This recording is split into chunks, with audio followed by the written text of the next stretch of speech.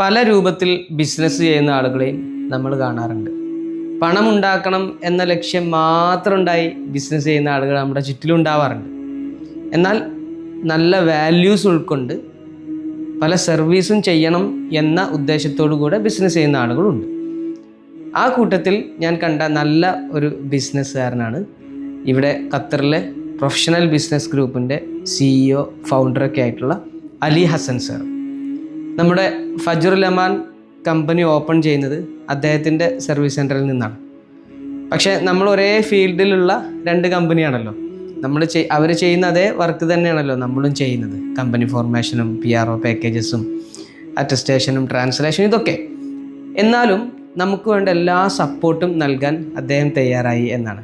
ഇപ്പോൾ നമ്മുടെ ഇനാഗുറേഷൻ്റെ സമയത്ത് അദ്ദേഹത്തിൻ്റെ ബ്രദേഴ്സിൻ്റെ കൂടെ വന്നു, നല്ലൊരു ഗിഫ്റ്റ് തന്നു. പിന്നെ അദ്ദേഹം നമ്മുടെ ഉദ്ഘാടനത്തിൻ്റെ പോസ്റ്ററും പിന്നീട് ആ സെഷനെ പറ്റിയൊക്കെ ഇൻസ്റ്റാഗ്രാമിലൊക്കെ സ്റ്റോറി ആയിട്ട് ഷെയർ ചെയ്തു. അങ്ങനെ നമുക്ക് വേണ്ട എല്ലാ സപ്പോർട്ടും എല്ലാ സമയത്തും നൽകാൻ അദ്ദേഹം തയ്യാറായി എന്നാണ്.